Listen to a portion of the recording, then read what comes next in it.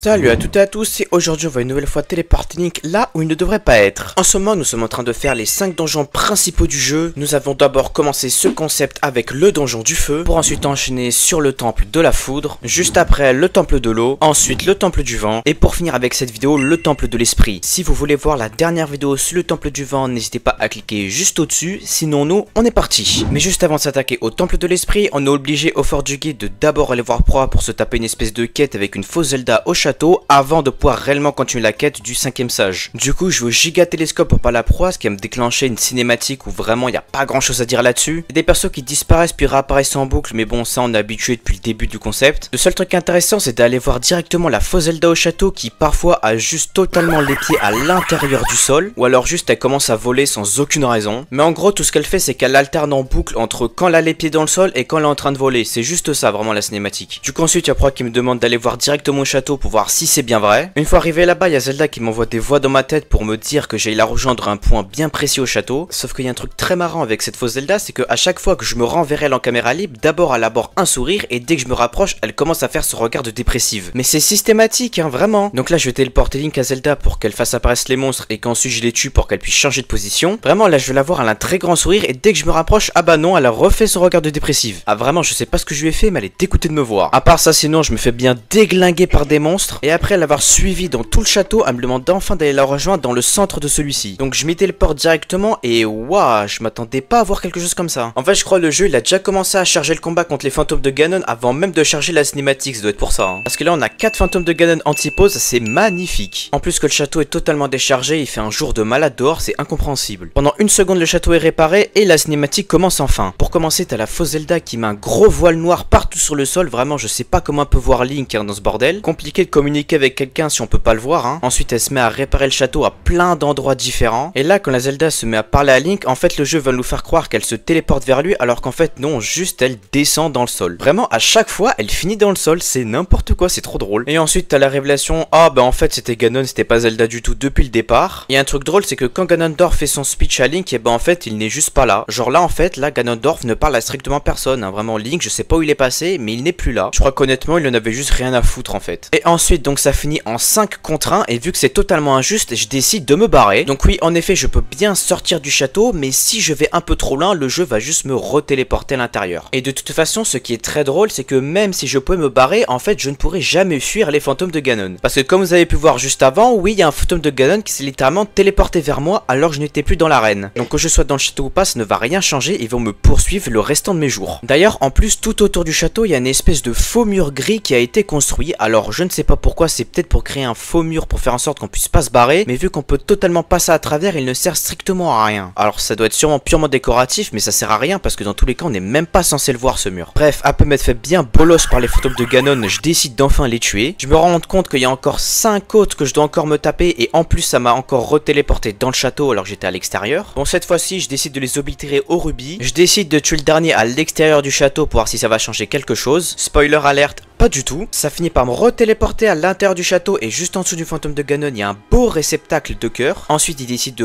me réattaquer avec ses miasmes, sauf qu'il y a les sages qui viennent me sauver un par un. Ensuite, ils finissent par tous respawn. Ensuite, Ganondorf me refait son speech, sauf que cette fois, on est bien tous présents et c'est absolument terrifiant vu comme ça. Après, des persos qui disparaissent puis réapparaissent comme d'habitude, on est habitué. Je retourne au fort du guet pour parler tous à Proie, histoire de pouvoir déclencher la quête pour débloquer le 5ème sage. Ensuite, on me demande d'aller à Cocorico pour investiguer les runes qui sont tombées là-bas. Une fois que je suis arrivé, premièrement, je me fais daronette par un mec que je connais même pas. Ensuite, ils veulent que j'aille investiguer l'intérieur de la pierre qui vole pour que je puisse prendre en photo la stèle qui est à l'intérieur. Donc je me téléporte à l'intérieur, je prends en photo ce qu'ils m'ont demandé de prendre en photo et ensuite je leur montre. En traduisant ce qu'il y a dedans, ils se rendent compte qu'il fallait aller en Firon. Et une fois que j'y suis, il y a un truc assez intéressant à remarquer, c'est que chaque endroit pour accéder aux tenues du dragon de la foudre, et ben en fait est normalement bloqué si on n'a pas commencé la quête. Et oui, je peux vous faire un comparatif de tous les endroits où on peut débloquer une partie de la tenue et c'est pareil. C'est surtout pour vous empêcher de faire la quête alors que vous l'avez même pas en fait encore débloqué. Ou alors tout simplement d'aller commencer à faire la quête du 5ème sage en sachant même pas qu'il existe sans faire exprès. Alors que pourtant la réelle condition qui est vraiment obligatoire pour commencer la quête du 5ème sage, c'est d'avoir les 10 cœurs pour pouvoir ouvrir la grande porte qui vous empêche d'avoir l'accès à la tête du golem de Mineru sur l'île Draconis. Le jeu en fait veut juste vous empêcher d'avoir accès à une partie un peu trop avancée dans l'histoire, trop tôt dans l'aventure. Vu que je peux me téléporter, je peux récupérer toutes les parties de la tenue de la foudre sans même avoir besoin de déclencher la quête. Et du coup je peux quand même activer le mécanisme alors que je n'ai strictement parlé à aucun PNJ et aucune quête n'a été lancée. Et une fois la cinématique terminée et l'accès aux îles célestes enfin débloqué, et vu qu'on n'est pas censé pouvoir faire ça sans déclencher la quête, et ben en fait Link fait son rapport à Toro, sauf que il n'est tout simplement pas là, donc Link parle tout seul. Parce que oui, normalement il y a Toro et Kali qui sont censés arriver et ensuite ça déclenche un dialogue, mais sauf que vu qu'on leur a jamais parlé, et bah du coup ils arrivent pas et Link se met juste à parler tout seul dans le vide. Bref, ensuite je vais chercher la tête du golem de minéraux histoire de pouvoir activer le mécanisme. Ça va m'ouvrir un nouveau passage et un rayon laser va sortir de la tête du golem pour me diriger vers un autre endroit. Mais juste avant, je me suis directement téléporté au golem de minéraux pour voir si on pouvait interagir avec, et sans être trop étonné, on ne peut rien faire. Même si j'essaye d'interagir avec le mécanisme des différents ateliers, et bah juste je me fais refuser l'accès, donc je ne pourrai pas avoir accès aux différentes parties du golem. Et juste après, je me téléporte directement au temple de l'esprit pour voir si je peux avoir accès au boss en avance. Pour commencer, vu que je n'ai pas minéraux, je ne peux pas interagir avec la statue, donc il m'est impossible de pouvoir y avoir accès de manière legit.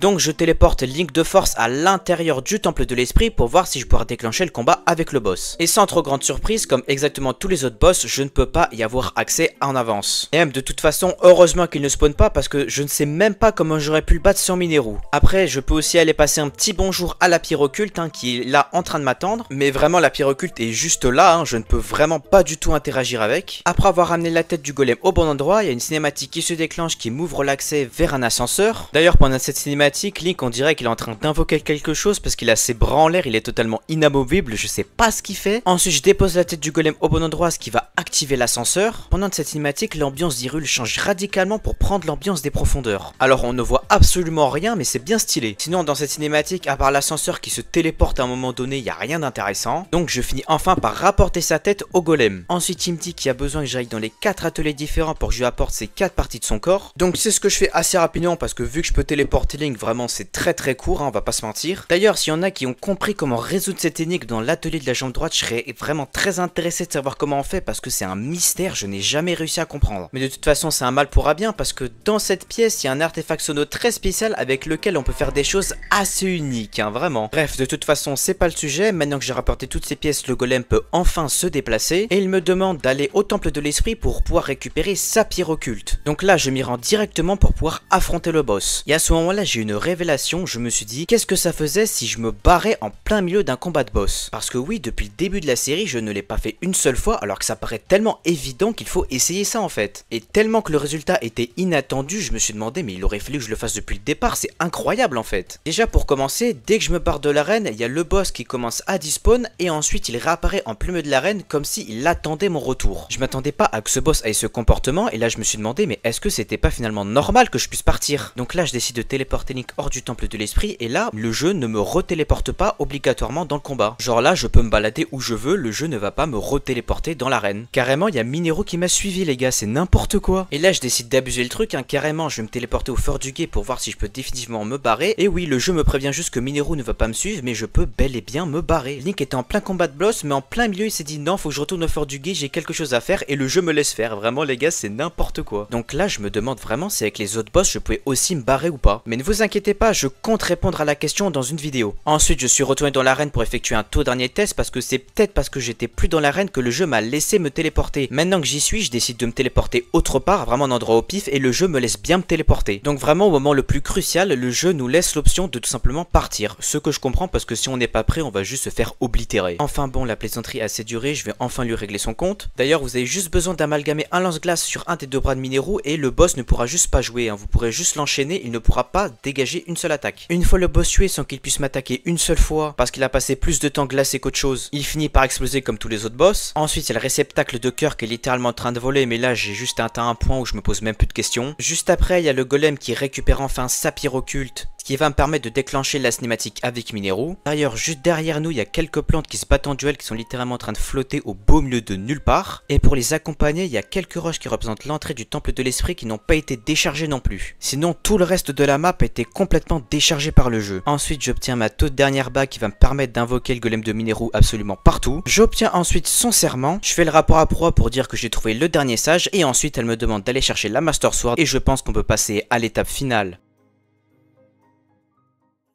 Hop, la vidéo est pas encore terminée là. Juste attendez 5 secondes et si je vous disais que mon petit périple à Cocorico et d'Amphiron était totalement skippable à 100% et que les îles aussi célestes de la foudre étaient skippables. Parce que comme je vous l'ai dit tout à l'heure, la seule restriction qu'on a pour débloquer le dernier sage, c'est les 10 cœurs obligatoires. Une fois que vous les avez, vous pouvez faire une construction sono, directement aller à l'île Draconis et commencer la quête pour débloquer Mineru. Mais ça c'est juste impossible à savoir tant que vous n'avez pas fait le jeu une fois ou alors que quelqu'un ne vous l'a pas dit. En gros ce que ça fait c'est que vous pouvez complètement avoir le sage en avance sans même avoir fait aucun des autres donjons quoi. Et aussi que Proa va être complètement choc-barre que vous avez obtenu le sage et que vous lui avez même pas dit. Mais sinon en soi ça change rien au jeu, hein, juste vous avez skippé une quête en entière quoi.